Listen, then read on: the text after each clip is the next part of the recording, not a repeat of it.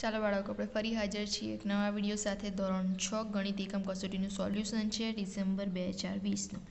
પ્રશ્ન 1માં છે માંગ્યા મુજબ કરો. તેમાં પહેલું છે દશાંશ સ્વરૂપે લખો. હવે દશાંશ સ્વરૂપેમાં શું છે? 700 + 20 + 9/100 છે. હવે જુઓ, 700 એ 100ના સ્થાને છે, 20 એ દશકના સ્થાને છે, પણ એકમના સ્થાને કશું જ નથી, એટલે શું લખાશે? 720. અને પછી જુઓ, દશકના સ્થાને કશું નથી, પણ શતાંશના સ્થાને 9/100 છે, એટલે શું હશે? 0.9. પછી છે શબ્દોમાં લખો. 11.08. પછી જે સ્થાન કિંમત કોષ્ટક બનાવીને લખો, એમાં આપણને આપી છે સંખ્યા 18.65. તો જુઓ, 8 એ એકમના સ્થાને, 1 એ દશકના સ્થાને આવશે, 6 એ દશાંશના સ્થાને એટલે 6/10, અને 5 એ શતાંશના સ્થાને એટલે કે 5/100. પછી છે અતિ સંક્ષિપ્ત સ્વરૂપમાં લખો. 0.25. તો 0.25 એને સાદા અપૂર્ણાંકમાં લખીએ તો શું લખાશે? 25/100. એટલે શું હશે? 25 ચોક 100 એટલે 1/4. પછી છે નાની મોટી સંખ્યા માટે લેસ ધેન કે ગ્રેટર ધેન યોગ્ય નિશાન કરો.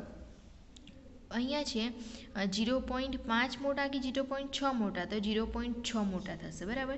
તે જ રીતે અહીંયા 4 મોટા કે 0.9, તો 4 મોટા થશે. તે રીતે 0.4 મોટા કે 0.04, તો 0.4 મોટા થશે. પછી છે 1.531 મોટા કે 1.590, તો 1.590 મોટા થશે. પછી 6.600, આ 64 લખ્યા છે, પણ આપણે એને 6.640 સ્વરૂપે પણ કહી શકીએ. એ પછી અહીંયા 6.603, તો 6.640 મોટા થશે, બરાબર. ચાલો, એ રીતે પ્રશ્ન 3, દશાંશ અપૂર્ણાંકમાં રૂપાંતર કરો. તો 500 ગ્રામ છે, તો દશાંશ અપૂર્ણાંકમાં રૂપાંતર કરવું હોય તો શું કરવાનું? 1 કિલો બરાબર 1000 ગ્રામ થાય, તો 500/1000, તો 3 મીંડા ઉડાવી નાખો તો શું થશે? 0.500 ગ્રામ પણ થશે. પછી 4 મીટરને 55 સેમી. 55 સેમી, 1 મીટર બરાબર કેટલા સેમી? તો 100 સેમી. તો 55/100 થાય, તો 4 + 55/100, તો કેટલા થશે? 4.55 મીટર. 60 રૂપિયા + 80 પૈસા, તો 80 પૈસાનું કઈ થશે? 80/100, એટલે શું આવશે? 60.80 રૂપિયા.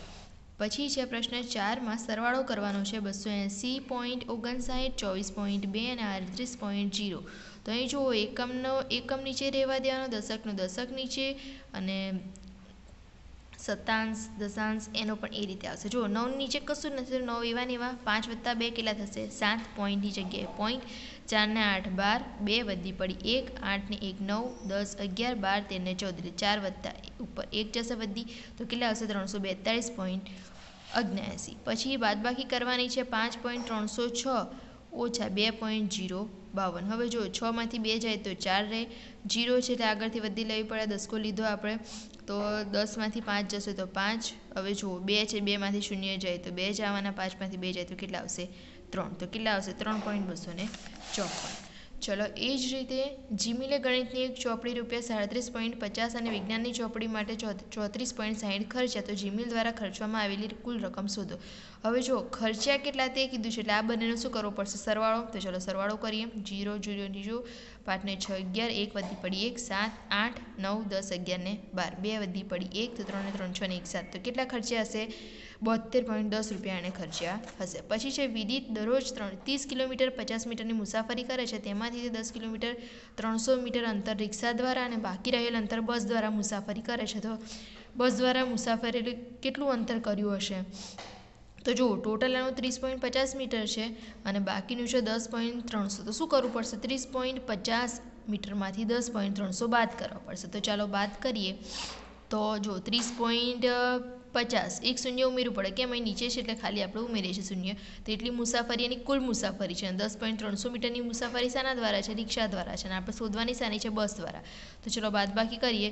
તો શૂન્ય તો શૂન્ય એવા ને એવા આવશે, ને 5માંથી 3 જાય તો 2, 30માંથી 10 જાય તો કેટલા આવશે? 20. તો કેટલી મુસાફરી એણે બસ દ્વારા કરી? તો 20.200 મીટર બસ દ્વારા અંતર કાપે છે, બરાબર. 20.200 એટલે આપણે આને એમ બી કહી શકીએ 20 કિલોમીટર ને 200 મીટર, બરાબર. ચાલો, જય શ્રી કૃષ્ણ.